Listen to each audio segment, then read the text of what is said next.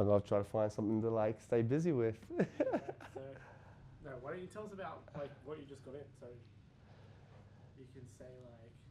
Yeah. It's just something that's a bit more of a conversation starter.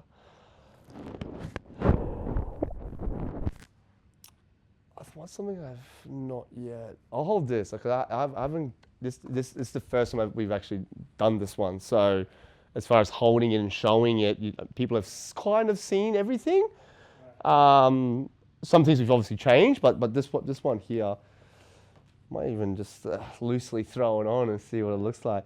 But yeah, so this all came about when me and a good friend were sitting down for a coffee. He was just finishing up his couple days left in Cairns before flying down to Adelaide, where he just signed a year contract with the Adelaide 36ers. And, we're just kind of, reminiscing, going over, kind of just general stuff, conversation stuff about our families and, catching up in the future now that obviously we're living in two different towns. And we got talking about, I think, careers and, it was obviously exciting. He signed this new contract.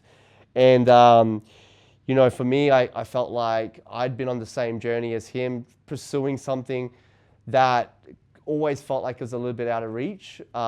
Specifically, what I was talking about was my career working within the NBL space, cutting the athletes and just trying to turn that maybe into something a bit more full-time. So when, we were having that conversation before he left, I just was like, screw it. I'll ask him some questions just based around, questions I've never asked him, contract questions about, more specifics about the league, being a pro athlete. I try to keep it very like I don't scrape his mind about too much business stuff, but I thought, screw it. And it gave me this great idea of thinking that, well, I've got this great relationship with so many players, and I've never really asked for anything more than just like, hey, let me cut your hair, you post it, I post it, everyone wins, right? But to turn it into something where we both win on like a financial level, not just like a contract level or content level, I thought, well, why don't I start designing clothes that are just an extension of my creativity with the hair? Like we do it all the time in our hair industry. Like we do a haircut that suits an outfit. So like just taking that one step further and make it more specifically to like this basketball player and, where's the setting, okay, it's the tunnel fits. Okay, like what's that look like as far as like a photo? And this is just where the rabbit hole like began. And, the story starts with that, then progresses into meeting new people in a business group, ended up being some designers that worked for Culture Kings for 8-9 years. So right time, right place with that link up. And me and them, I shot the idea to them. They thought, wow, like you designing outfits for pro basketball players, but already having a 7-year plus relationship with these guys. It seems like if you were to ask them, they'd be cool they would be down for it, where most brands or designers would be a little bit timid to do that. They'd probably try to stay more in that e-com space. And so he was like, yeah, like let's sit down and think about it. I could go on and on and on about all like how that conversation went. But long story short, we fast forward now about 10 months into the process, and we've got a design team on board who understands the direction that we're going. They've helped us understand what we're actually about with the fashion side, the world that it is, the creative space that it is, and where these clothes belong, So it's been an awesome journey with the players, myself, people behind the camera.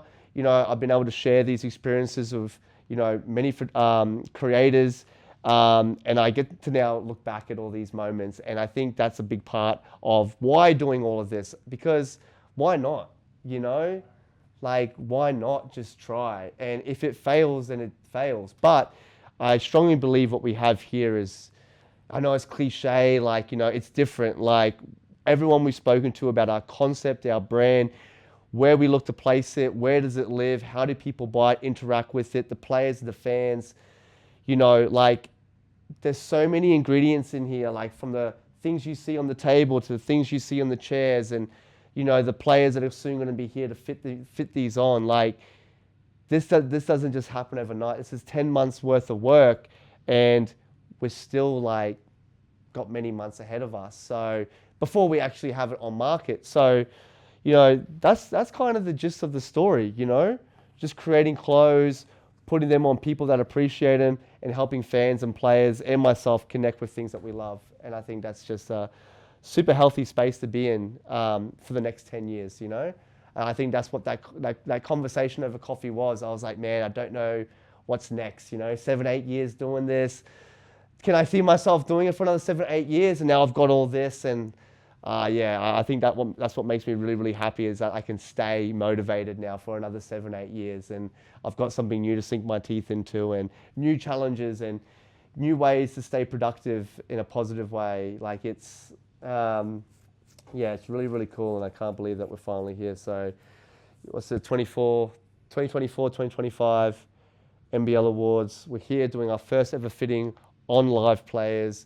The date is February 10th, so we can timestamp that and look back, because this is soon going to be, in a massive market, not just sitting here in an apartment hotel at the Crown Metropole.